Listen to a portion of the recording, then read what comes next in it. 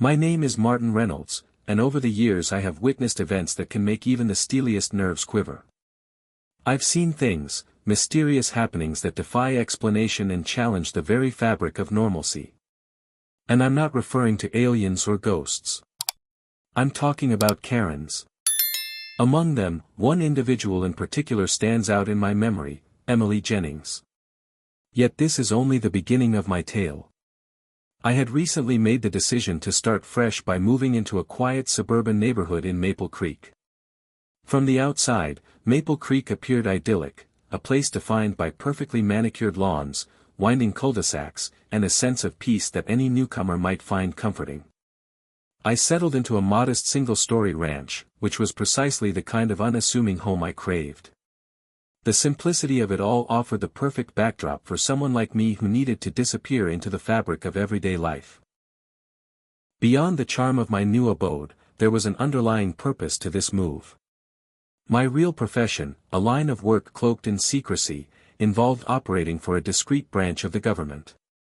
I was charged with dealing with unconventional and often inexplicable situations that lurked beneath the surface of our routine existence. In many ways, blending into Maple Creek served a dual purpose. It allowed me a peaceful sanctuary and, at the same time, the opportunity to operate under the radar. However, the tranquility of suburban living can be deceptive. I had long been aware of the archetypal presence of Karens in neighborhoods like this one, individuals whose self-appointed guardianship of community aesthetics and morals often led to conflicts over the smallest of matters. True to form, the whispers about Karens in Maple Creek were not far from the truth. Almost immediately after my arrival, I found hints that life here might not be as seamless as I had hoped. In a neighborhood where the HOA was revered and every detail was scrutinized, personal choices sometimes clashed with the imposed ideals of what was right. Despite my best efforts to blend in, I couldn't shake off the feeling that I was already on someone's radar. That feeling was confirmed when, within the first few days, I encountered a pair of piercing eyes that surveyed my new environment with a critical intensity. Although I had yet to fully meet her, the stereotypical image of a Karen had started to take shape in my mind, a mix of entitlement and an unwavering dedication to enforcing a neighborhood standard. I had chosen Maple Creek not only for its charm but also for the promise of anonymity. I intended to live quietly, without drawing undue attention to either my classified career or my discreet lifestyle.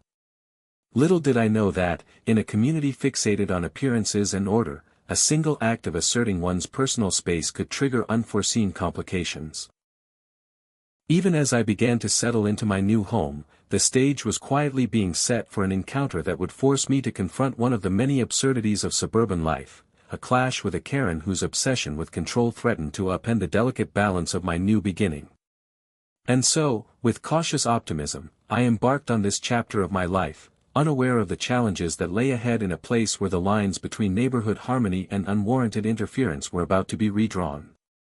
After settling into my modest single-story ranch in Maple Creek, I quickly realized that my desire for solitude and discretion was best served by claiming a little personal space. I had always valued privacy, not only to escape the prying eyes of a community governed by strict HOA rules but also to maintain a low profile given my classified work in unconventional government operations. With that in mind, I decided to install a simple yet tasteful wooden fence around my property.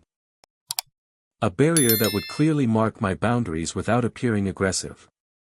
The early morning was quiet and cool as I began measuring, cutting, and preparing the materials needed for my new fence. I felt a small surge of satisfaction as I envisioned the neat, linear lines that would soon define my backyard.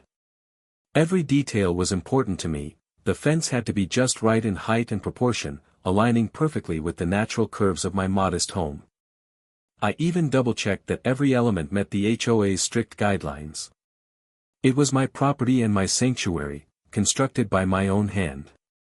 Almost as soon as I began lowering the first slats into the freshly dug post holes, I noticed a figure leaning over the low hedge bordering my yard. There she was, Emily Jennings.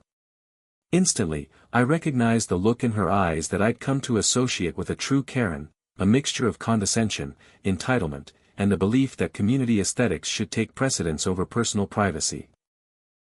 Emily's platinum blonde hair, impeccably styled as if she had just walked off the set of a neighborhood reality series, made her presence impossible to ignore. She raised her voice, crisp and sharply enunciated, "Excuse me, are you aware that your fence is obstructing the neighborhood aesthetic?" I paused in my work and looked up calmly. "My fence is entirely within my property lines and meets all the HOA regulations," I answered evenly. My tone was measured, designed to de-escalate rather than inflame. However, the moment the words left my mouth, I could see Emily's lips tighten into a thin line that suggested I had already done something unforgivable. "No, dear," she snapped, gesturing vigorously with the tip of her manicured finger. "It's not just about property lines, it's about community harmony. That fence makes the street look closed off and disrupts the flow of our perfectly maintained neighborhood." Her eyes narrowed as she scanned the yard, as though inspecting a blemish on an otherwise flawless canvas. Despite my explanation, she continued to rail on about how such a structure could lower property values and spoil the carefully curated look of Maple Creek. I tried again to explain that my intentions were purely practical, seeking a modest shield for both my privacy and security. I mentioned that I had even secured a permit, and that I appreciated every fine detail the HOA had laid out. But Emily was relentless. With each statement, the tone of her disapproval grew sharper. I began to suspect that her real issue was not the fence itself, but perhaps the disruption of an ordered environment into which she prided herself on fitting perfectly. For a few moments, the only sounds were those of birds and the steady thumping of my hammer against the new posts. Yet behind me, I could hear Emily's discontented murmur, as if she were rallying the invisible forces of neighborhood conformity. Her posture conveyed one thing clearly: she would not tolerate anything that disrupted her vision of perfection for this community. Feeling a mixture of annoyance and resigned amusement, I nodded politely while continuing my work, though her presence had turned a simple home improvement project into a public performance. In that moment, I recognized that the fence was not merely a physical barrier, it was quickly becoming the battleground for values, entitlement, and the stubborn pride of a resident who believed she had an unquestionable right to dictate what was acceptable in Maple Creek. As the day wore on and I resumed my task with renewed determination, I couldn't help but reflect on the irony of the situation. Here I was, trying to carve out a private retreat in a town defined by its pristine lawns and orderly facades, only to have every effort scrutinized by a neighbor who saw even a modest wooden fence as an act of rebellion against communal order. Yet, I was determined to complete my work and ensure that my personal sanctuary remained just that: private, protected, and free from overbearing interference. In the aftermath of Emily Jennings' initial outburst, the atmosphere around my property grew noticeably charged. Every stroke of the hammer and adjustment of a fence panel felt as if it were being scrutinized by an invisible jury of judgment. I resumed my work with quiet determination, knowing that the simple act of erecting a fence had morphed into much more than a quest for privacy. It was a test of my resolve in a community that prized uniformity above all. As I carefully aligned each board, I couldn't shake the image of Emily's steely gaze, fixed on every movement I made. Her early protest had been thinly veiled vitriol, and it wasn't long before she returned, this time with even greater fury. I was in the middle of securing a particularly stubborn section of the fence when I felt her presence before I saw her. "Martin Reynolds," she called out in a clipped tone, her voice echoing down the street.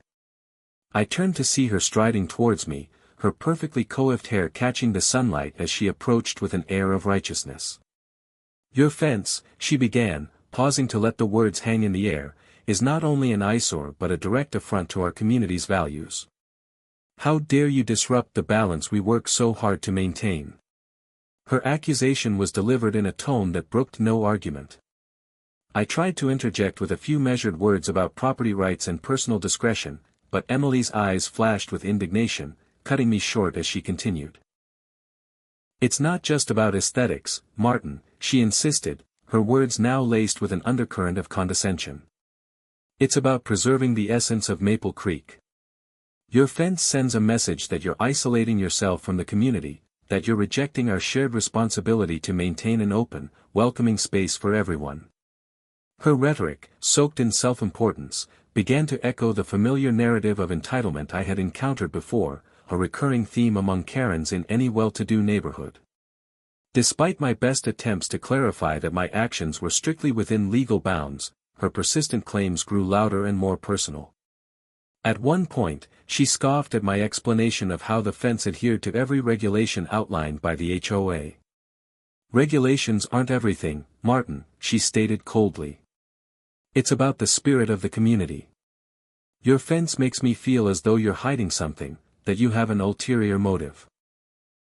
The conversation, initially a simple dispute over a wooden structure, began to morph into a full-blown confrontation of values. Neighbors started to take notice, a few curious onlookers paused in their routines to watch the exchange unfold.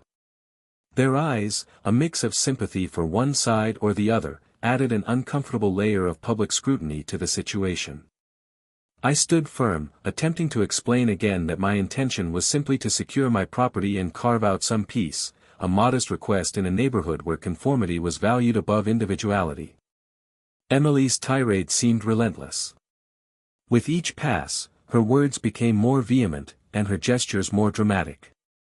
I sensed that to her, this was not merely a fence, it was emblematic of a broader challenge to her authority over what she deemed acceptable. "This is not about your privacy," she argued fiercely. "This is about community integrity, and you're threatening it with every nail you hammer in." At one point, the tension reached such a level that even the birds seemed to fall silent, as though nature itself was waiting for the inevitable resolution. I realized then that this simple act of building a fence had escalated into a symbolic battle for respect and control in Maple Creek. Rather than being a straightforward matter of property rights, the dispute had taken on personal dimensions. I was no longer just a new neighbor building a fence, I was a target for a woman determined to enforce her version of social order, no matter the cost. Despite the intensity of her words, I managed to maintain my composure. I replied in a calm, steady voice, reiterating my rights and the legality of my actions. Still, deep down I understood that the real conflict was not with the fence itself, but with an entrenched mindset that viewed any deviation from the norm as an act of rebellion. That afternoon, as I resumed work on the fence, I felt a mix of resolve and melancholy. A resolve to maintain my independence and a melancholy at the realization that in a community like Maple Creek, even the simplest pursuit of privacy could ignite a battle of ideals. The tension that had been simmering for days finally culminated on a brisk autumn afternoon. I was making final adjustments to the newly installed fence when a low murmur of discontent rippled through the still suburban air. It wasn't long before I sensed that the inevitable confrontation was nearing its peak. As I worked steadily, my focus was suddenly broken by the sound of raised voices coming from the street. I turned and saw a small group of residents gathered near my property line, their expressions a mix of curiosity and disapproval. At their center stood Emily Jennings, her arms crossed tightly over her chest, her eyes blazing with familiar indignation. "Martin, we need to talk," she demanded, her voice cutting through the otherwise quiet afternoon. Her tone left little room for negotiation, and as I approached the cluster of onlookers, I could feel the weight of their collective judgment. Among the group were individuals I recognized from neighborhood gatherings, people who had always seemed happy to conform to the strict community standards but were now ready to voice their support for Emily's crusade. Before I could offer another word of explanation, an unexpected intervention came in the form of a siren echoing in the distance. Within minutes, 2 police vehicles pulled up along the curb. Out stepped Officer Miller, young and composed, and Officer Johnson, whose expression revealed both experience and a hint of weariness. Their arrival lent an air of formality to the proceedings that neither party had anticipated. Officer Johnson stepped forward and addressed the gathered crowd, "We've received a complaint regarding this fence." His tone was even and measured. I felt a surge of frustration. My intention had never been to provoke public disorder, but to secure the space that was rightfully mine. "Officer, my fence is entirely compliant with all HOA guidelines," I stated, keeping my voice as level as possible despite the tension that coiled within me. Emily didn't miss a beat. "It's not compliant with the spirit of our community," she snapped. "You're deliberately isolating yourself and causing a disruption." How can we trust that you're not hiding something nefarious behind that fence? Her words dripped with suspicion, and in an instant, the nature of the dispute shifted from a minor aesthetic disagreement to one laden with insinuations of criminal intent. Officer Miller glanced between Emily and me, his youthful features a mask of genuine concern, while Officer Johnson took a closer look at the fence. "Does this fence block any emergency access?" he inquired, his tone investigative rather than accusatory. I shook my head. "There's a clear road in front of my house, officer. Nothing is obstructed." Despite my calm explanation, the officer's attention soon turned to my personal identification. Officer Johnson politely requested that I step aside so they could verify my details. I reluctantly pulled out my driver's license. For a brief moment, the officer's stern gaze scrutinized my information. He murmured, noting a minor discrepancy. The address on my license was from another town. "You mentioned you just moved here," he observed, a hint of skepticism mingling with his words. I explained that the move was so recent that updating my license hadn't yet become a priority. Emily seized the opportunity to escalate her accusations further. "See? Even his documents don't match up. How can we trust you, a newcomer, when you might be up to no good?" she declared, her voice rising to a crescendo as she glared at me.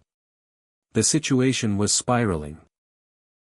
I could feel the eyes of the community on me, and a heavy sense of injustice settled over the proceedings. It was then that I realized how absurd the situation had become. A legal dispute over a simple fence had turned into a public spectacle of distrust and entitlement. Desperation gnawed at me. I could not allow this misunderstanding to jeopardize both my reputation and my secret career. In a split-second decision born of sheer frustration and necessity, I discreetly activated a small device concealed on my wrist, a device I had always carried for emergencies. This gadget emitted a barely audible high-frequency pulse designed to momentarily distract anyone in its vicinity. Almost imperceptibly, I pressed the activation button as Officer Johnson continued his tedious inquiry. For a split second, the officer's eyes glazed over, and his posture slackened as if burdened by an unseen force.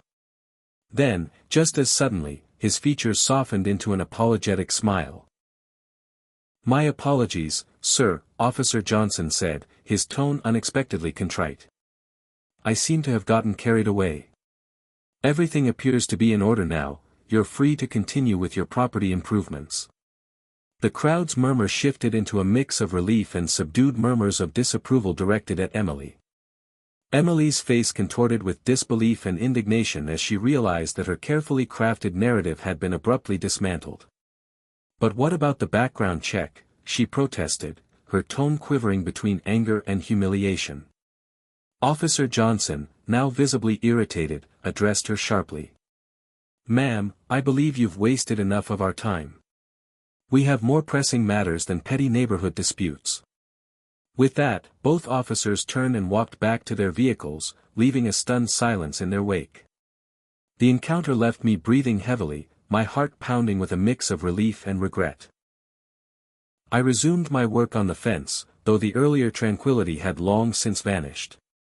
In that surreal moment, I realized that my attempts to assert my right to privacy had inadvertently opened the door to a much broader conflict, a conflict fueled by suspicion, entitlement, and the stubborn adherence to outdated notions of community aesthetics. As the officer's vehicle disappeared down the road, I couldn't help but reflect on the strange and dangerous intersections of personal space, public scrutiny, and the lengths to which some would go to enforce conformity. The fence was now complete, but its meaning had shifted irrevocably. No longer was it merely a barrier for privacy, it had become a symbol of the boundary between personal freedom and the intrusive, often irrational, judgment of a community unwilling to accept change. In the days following the police visit, the fallout from that farcical confrontation took on a life of its own. Although the officers had ultimately cleared me of any wrongdoing, the encounter had left an indelible mark on Maple Creek. Whispers about the incident spread like wildfire throughout the neighborhood. I found that, despite my efforts to maintain a dignified silence, every passerby on the street gave me lingering glances, some sympathetic, others tainted by suspicion. Emily Jennings, in particular, had not let the matter rest. Her furious tirade during the confrontation became the fodder of countless kitchen table discussions among the residents, and it soon emerged that she saw my very existence as a challenge to the community's authority. One morning, as I approached my front door to begin another day of work, I found a handwritten note taped prominently across it. In a frantic scrawl, the note declared, "I know who you are, and I know what you're hiding. You can't escape the truth, Martin." The message stung deeply. It was both an unfounded accusation and a threat, aimed at undermining my already fragile status as a newcomer. Rather than cower in silence, I decided it was time to confront Emily directly and put an end to her relentless harassment. After all, if she was determined to create chaos out of a simple fence dispute, I could only imagine what other secrets she might be privy to in a community so obsessed with appearances. That afternoon, I gathered my resolve and walked over to Emily's meticulously maintained home. The walk itself felt symbolic, each step a silent assertion of my right to live by my own rules. I knocked firmly on her door. It wasn't long before the door swung open, revealing a startled Emily whose eyes darted between fear and defiance. "Emily," I began calmly, "I know about the HOA violations in this neighborhood. I have evidence of unauthorized additions to properties, unlawful dumping of yard waste, and several other infractions that you, of all people, should be aware of." Her face flushed a deep shade of red, a mixture of anger and dread, as she stammered, "How did you?" I offered a small, knowing smile. "Let's just say I have my sources. I'm not interested in harming anyone, but I will ensure that the truth comes out. I advise you to back off and let me live in peace." For a moment, silence hung heavily between us. Then, with a defeated sigh, she muttered, "Just leave me alone, for now." Though the exchange appeared to calm the immediate tension, it was evident that Emily was already planning her next move. In the following weeks, I received further anonymous messages, and even a package containing disorganized photographs, documents, and scribbled notes that painted a wildly conspiratorial picture of my activities. The dossier was a desperate attempt by Emily to expose me, to frame me as someone untrustworthy and dangerous. Most of the material was nonsensical ramblings and baseless accusations, but tucked amid the chaos was a photograph capturing me in a candid moment with a man in a dark suit, a man whose presence hinted at secrets far beyond neighborhood feuds. The discovery of that photograph sent a chill down my spine. I realized then that Emily's vendetta was evolving from petty complaints to a dangerous intrusion into matters that could jeopardize my entire life. With each passing day, it was becoming clearer that the suburban skirmish over a wooden fence was merely the prologue to a much larger, more insidious battle. One in which the rules of privacy, accountability, and trust were constantly being rewritten by those who wielded power through gossip and intimidation. As the community continued to buzz with speculation, I knew that my quiet life in Maple Creek was no longer tenable. The incident had exposed a fracture in the seemingly perfect facade of suburbia, and with every act of defiance, the conflict deepened. Yet, despite the looming threat and the heavy burden of these secrets, I resolved to stand my ground. I had too much at stake: my career, my personal freedom, and the chance to live without the shadow of unwarranted judgment clouding every aspect of my existence. Even as I fortified my property and reinforced the security measures around my home, I couldn't shake the sense that I was now living on borrowed time. The war with Emily Jennings, the quintessential Karen who refused to abide by reason, was far from over. It was a clash of wills that would soon spiral into something neither of us had foreseen, with consequences that might reach far beyond the quiet streets of Maple Creek. In the weeks that followed my confrontation with Emily Jennings, the simmering tensions finally reached a tipping point. I began noticing subtle yet ominous signs. Furtive glances from neighbors who once greeted me cordially, hushed conversations as I passed familiar doorways, and even an increase in the number of disparaging notes and anonymous calls. It was as if the entire community had become complicit in a silent rebellion against my very existence. One chilly evening, after a long day of securing my property and reviewing yet another one of the incriminating packages sent by Emily, I sat in my study contemplating my next steps. The envelope of mystery surrounding the dossier, complete with the damning photograph featuring me alongside a mysterious handler, made it abundantly clear that this skirmish was no longer confined to a simple neighborhood dispute. The stakes had become higher than ever before. My classified work, which I had managed to keep far from the prying eyes of Maple Creek's conformist residents, was now in jeopardy. That night, I decided to pay Emily a final visit. I arrived at her pristine home under the cloak of darkness, the hush of the evening amplifying every distant sound. My heart pounded as I approached her door. This would not be a friendly chat but a necessary confrontation aimed at neutralizing the threat she posed. When the door opened, I found Emily visibly shaken. The fiery determination that had once defined her angry tirades was now tinged with uncertainty. "Emily, we need to settle this once and for all," I said firmly, my voice resonating with the resolve of someone who had endured far too many trials. "I'm aware of everything, the notes, the photos, and the wild accusations.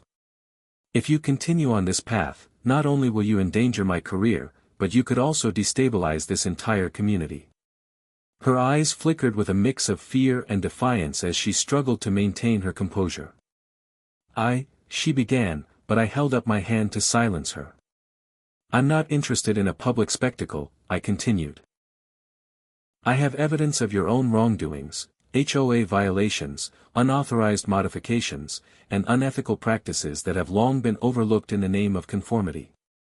I'm giving you one chance, leave me and my work alone, or I will expose everything." Her face contorted for a moment as she weighed her options, but in that fragile silence, I knew my message had been received. Over the following days, however, I realized that the damage was done. The community's undercurrent of suspicion had only grown stronger, and Emily's determination to dig deeper into my affairs seemed unwavering. Every time I took a step to secure my privacy, it was met with prying eyes and whispers.